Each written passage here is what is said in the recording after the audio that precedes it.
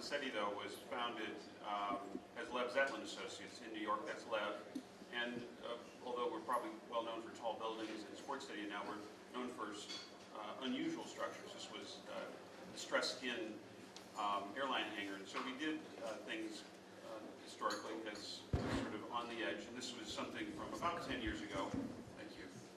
Soldier Field in Chicago, where we utilized at the time a program called X-Steel, and we used it as part of the delivery process. We modeled it and handed it off in 3 dimensions to a steel fabricator. Because this particular session is about manufacturing, it's worth noting that manufacturing has improved productivity over the last number of decades, and whilst the construction industry has gone down in productivity. Now that really relates to on-site construction, and for lots of reasons one can imagine. But if you start looking at the steel industry, the steel fabrication side, which is really manufacturing, has improved productivity over the years for exactly the kind of reasons that I mentioned earlier about Soldier Field. Use of 3-dimensional models, programs that interface with machines that fabricate steel, and ultimately produce steel that's of a very high tolerance that's able to fit together. This is a picture of the grandstand of Soldier Field. Of course, it's particularly not just used in sports projects, though it's very common now because of the incredibly complex geometry, but certainly made famous by buildings by Frank Gehry and Zaha Hadid and others. In fact, it's hard to imagine building any of these buildings without technology like this. And again, it's improved the manufacturing side of this building. It's, of course, helped the erection side because things fit together when you got in the field. This is another building from about that same vintage. Interestingly, integrating building skin and the frame, the structural frame, in part because the structural skin of this particular project was structural steel, and so the two were erected together.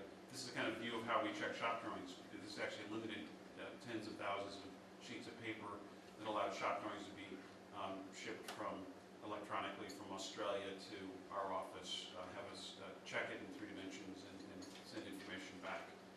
And so all of this technology is driven by this kind of equipment. Pretty much if you're a steel fabricator and you don't have this equipment, you're out of business now.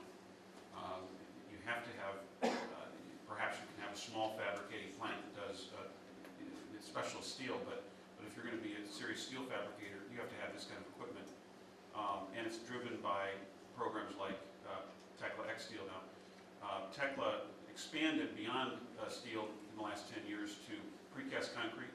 And what you'll see is, as was mentioned earlier, structures are no longer single materials. It's not just either concrete or steel or timber. It's usually some combination of that. And this is an example of a timber structure that in fact includes steel, a lot of steel.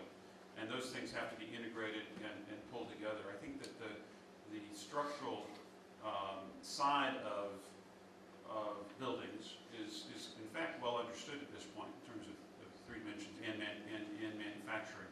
I think the next extension beyond that is building skin. This is an example where those same products also manufacture cladding, either panelized or otherwise, and how those interface with structure are equally important in terms of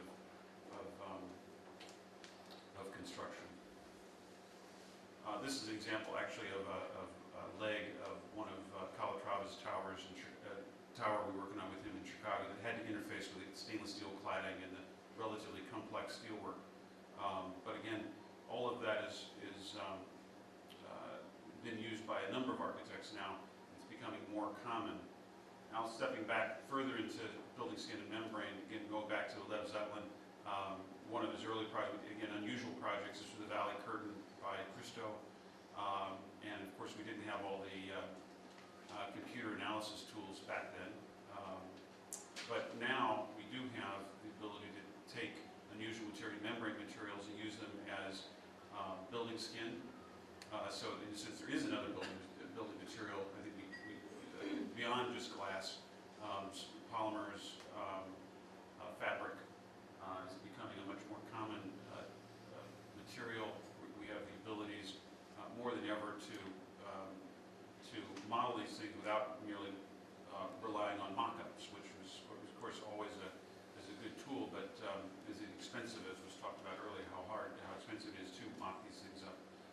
to get it right first before you try to mock up. This is studying ponding effects, and these are obviously diagrams illustrating the study of stresses in these fabrics.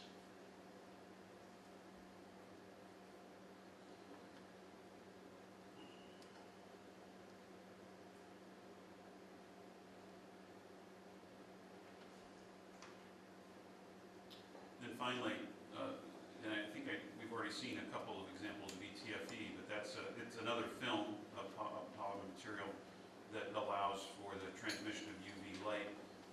There are many ways to frame it, but it opens up many possibilities for the building envelope.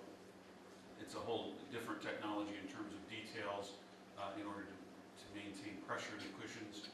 It really is almost a sort of fabric or fabric sewing technology.